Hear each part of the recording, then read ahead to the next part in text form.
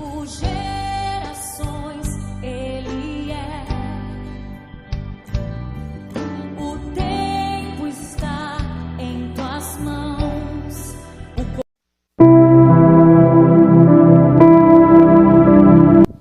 Gênesis capítulo 38, versículo 16. Ele foi falar com ela na beira do caminho, sem saber que era sua nora. E ele disse: Você quer ir para a cama comigo? Ela perguntou: Quanto é que você me paga? Ele respondeu: Eu lhe mando um cabrito do meu rebanho. Está bem, disse ela, mas deixe alguma coisa comigo como garantia de que você vai mandar o cabrito. Judá perguntou: O que você quer que eu deixe? Ela respondeu: O seu sinete com cordão e também o bastão que você tem na mão. Então Judá entregou os objetos e teve relações com ela. Ela ficou grávida. Tamar voltou para casa, tirou o véu, vestiu as suas roupas de viúva. Mais tarde, Judá mandou seu amigo Irã levar o cabrito e trazer de volta os seus objetos que havia deixado com ela. Mas Irã não a encontrou. Ele perguntou aos homens de Elã se sabia onde estava a prostituta que costumava ficar na beira da estrada. Aqui não esteve nenhuma prostituta, foi a resposta deles. Irã voltou e disse a Judá: Não encontrei a mulher. E os homens do lugar disseram que ali nunca havia estado nenhuma prostituta. Então Judá disse: Pois ela que fique com as minhas coisas, assim ninguém vai zombar de nós. Eu mandei o cabrito, mas você não encontrou a mulher. Passando uns 3 meses, foram dizer a Judá: A sua nora agiu como prostituta e agora está grávida. Aí Judá disse: Tragam essa mulher para fora, a fim de ser queimada. Quando a estava tirando de sua casa, ela mandou dizer a seu sogro: Quem me engravidou foi o dono dessas coisas. Examine e veja de quem são o sineto e o cordão e o bastão. Judá reconheceu as coisas e disse: Ela tem mais razão do que eu, pois prometi casar com ela com o meu filho Selá, mas não cumpri a promessa. E nunca mais teve relações com ela. Na hora de Tamar dar à luz, descobriram que ia ter gêmeos. Quando ela estava no trabalho de parto, um dos gêmeos pôs a mão para fora. A parteira pegou uma fita vermelha e amarrou na mão dele e disse: Esse saiu primeiro. Mas ele puxou a mão e o irmão gêmeo nasceu primeiro. Então a parteira disse: Como você abriu o caminho? E puseram nele o nome de Pérez. Depois nasceu outro que estava com a fita vermelha amarrada na mão, e ele recebeu o nome de Zera. Gênesis capítulo 39. José na casa de Potifar. José foi levado para o Egito, onde os amalequitas o venderam, e um egípcio chamado Potifar, um oficial que era o capitão da guarda do palácio. O Senhor Deus estava com José. Ele morava na casa de seu dono e ia muito bem em tudo. O dono de José viu que o Senhor estava com ele e o abençoava em tudo o que fazia. Assim, José ganhou a simpatia do seu dono, que pôs como seu ajudante particular.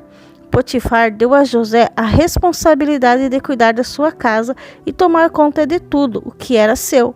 Dali em diante, por causa de José, o Senhor abençoou o lar do egípcio e também tudo que ele tinha em casa e no campo.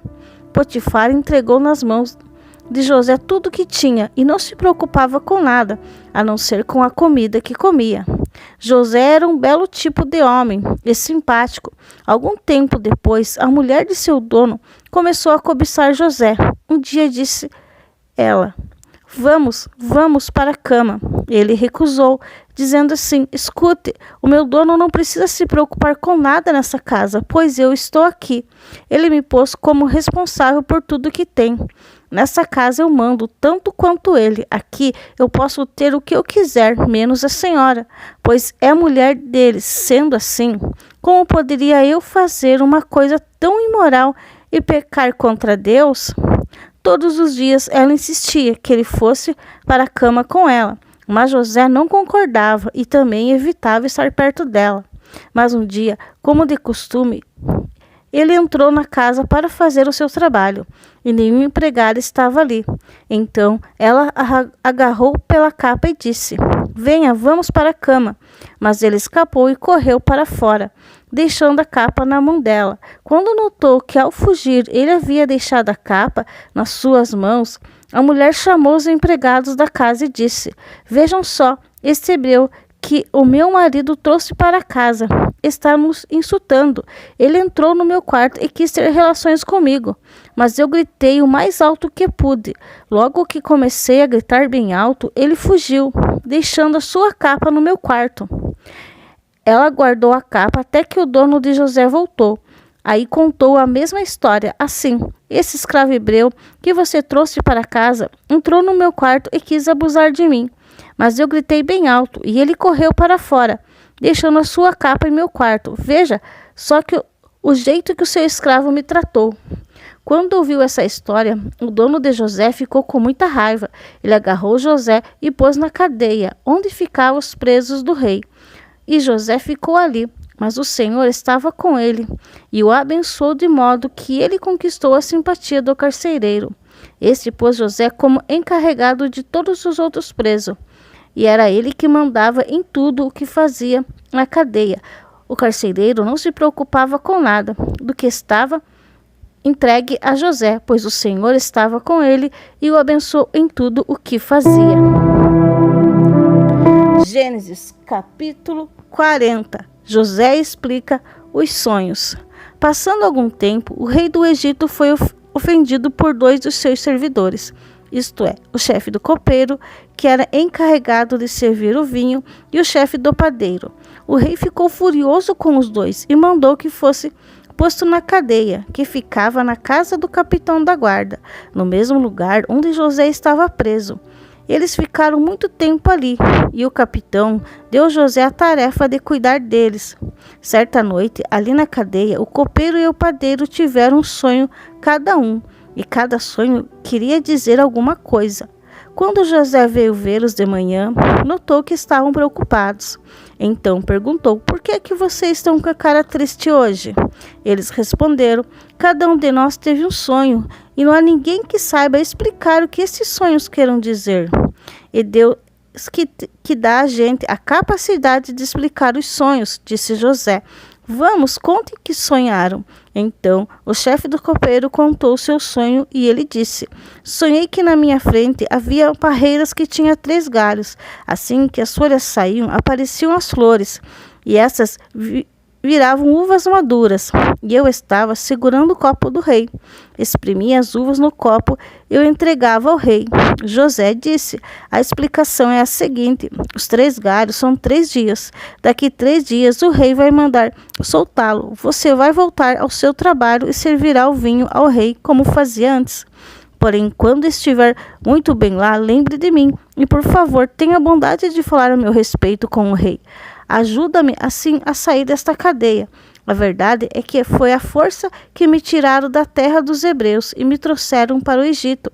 E mesmo aqui no Egito, não fiz nada para vir parar na cadeia." Quando o chefe dos padeiros viu que a explicação era boa, disse: "Eu também tive um sonho. Sonhei que estava carregando na cabeça 3 cestos de pão. No cesto de cima havia todo tipo de comida assada que os padeiros fazem para o rei.